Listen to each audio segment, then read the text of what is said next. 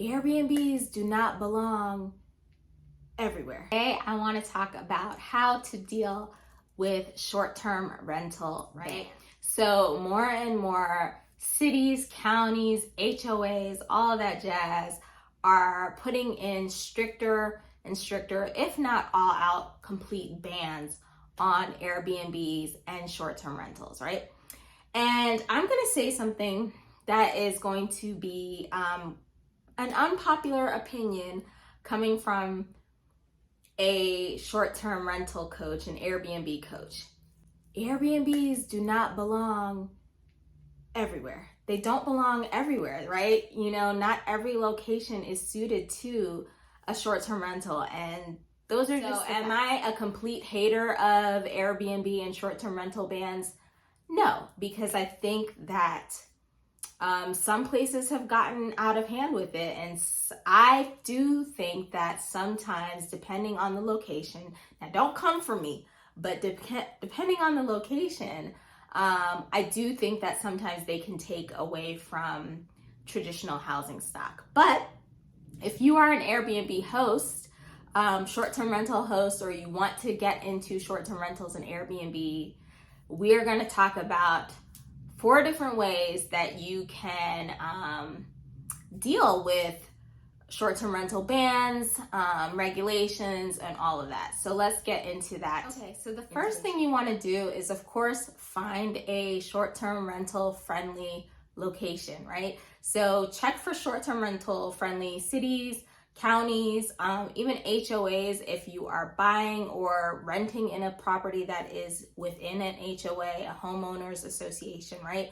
You want to go to the locations that don't have strict regulations, right? Or that maybe they are actually looking for more business and want to improve their economy. So they actually have very friendly regulations, right? They're not even strict with their regulations. It's kind of like go for it, right? So you might want to be more comfortable hosting further away from where you actually live. And I know for a lot of people, especially new hosts, this can be a little bit uncomfortable, because ideally what I recommend is always trying to host as close to where you live as possible, at least within an hour, just because if shit hits the fan, you can, go handle it a lot more easily. But you can host remotely, right? So if you want, I do have a free cheat sheet on how to host remotely. It's just a quick little checklist. But being able to host, being more flexible with where you can host will really help you with this. You also want to make sure that if you are buying a property or doing rental arbitrage, right? Master leasing, right? Going out and renting a property and using it for short-term rentals, Airbnb, with the permission of the landlord, right? Or if you're buying, right? If you are doing that in a property that is within an HOA, okay, my camera died.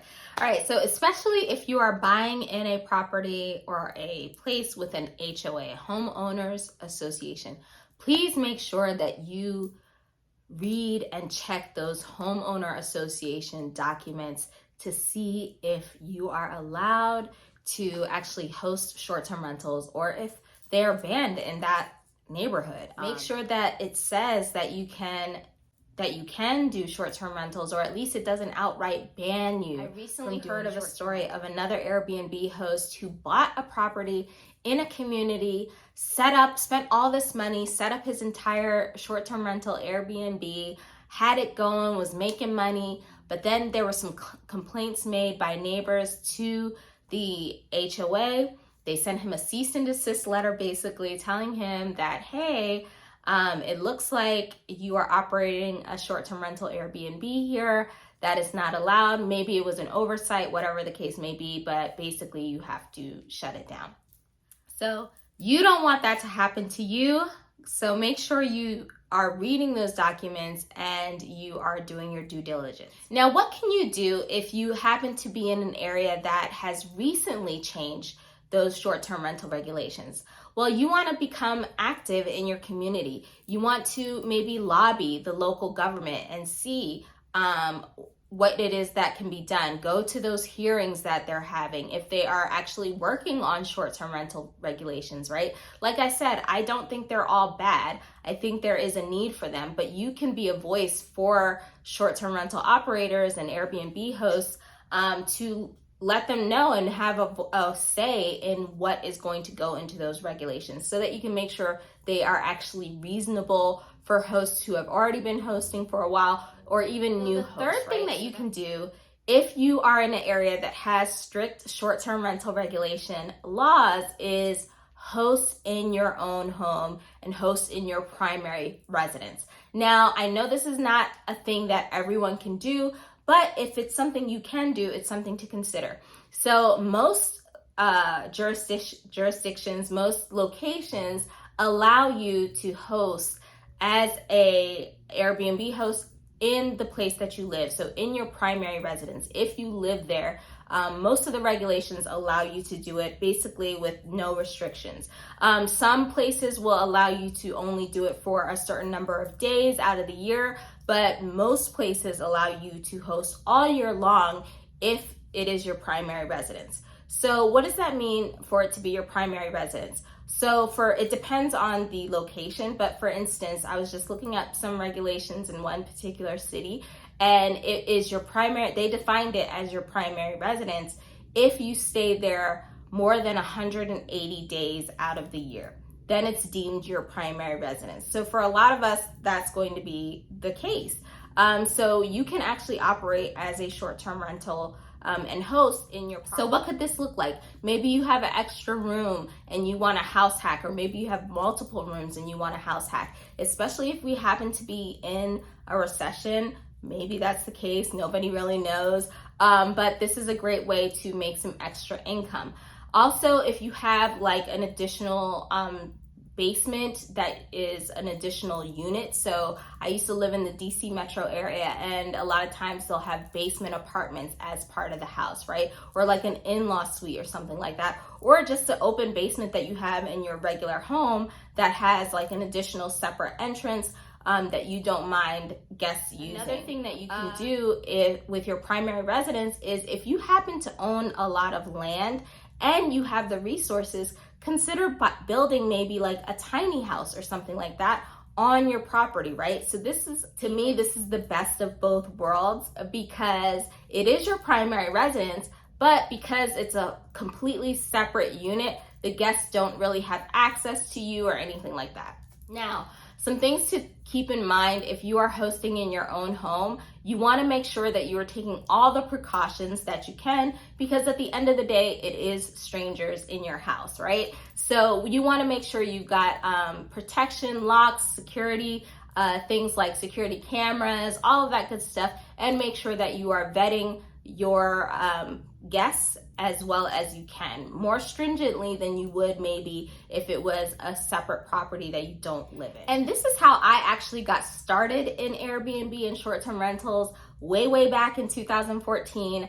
I would actually rent my place out when I would travel initially. I just thought it was a cool, fun thing to do. I was young and I didn't live with anyone else, so I would just lock up all of my valuables or take the most valuable things with me and have people stay at my place. And then at the time I was actually laid off, so I decided to just Airbnb a room in my house. And I really liked that option because when I didn't feel like having anyone in my home, it was very easy for me to block off the calendar and just not host anyone. And that was also great if I had people coming into town or whatever the case may be. I was able to control how often I had someone staying in my property, and it also helped me to control my income. So the fourth thing that you can do is to pivot, right? Pivot to hosting midterm stays and long-term stays. So the data actually shows that stays that are lasting for 28 days or longer are actually becoming more and more popular. So that's good news for you, because for a lot of cities, short-term rentals are defined as 30 days or less. It's going to depend on your city, so you want to make sure you look at the regulations. But you can host midterm stays, and those are stays of people who are booking for a month, maybe 2 months at a time, right? And so these are longer stays. They're not your traditional short-term rentals. And I personally love hosting travel nurses. And travel nurses are usually nurses who are on assignment in another city from where they live, and they are staying and working in that particular hospital for a couple months at a time on assignment. So these assignments can be a month, maybe 2 months, 3 months, even 6 months plus. And so they are looking for fully furnished properties to stay in, and a lot of them use Airbnb just for that. So you can host these longer stays, you can even host students, things like that. So you want to pivot and kind of think outside of the box if you already have a short-term rental in a location that has more strict regulations, or you want to host near home, even if you're new and you're looking for a way to do that. All right, guys, so thank you so much. If you want to learn more about Airbnb and starting your own Airbnb, check out my free class, How to Start Your Own Airbnb with or without buying property first. And I'll leave the link to that in the description below. And I can't wait to see you on the next video. Comment below if you have any questions or any thoughts, or if you've actually come up against short-term rental regulations in your city and what are you doing to handle them.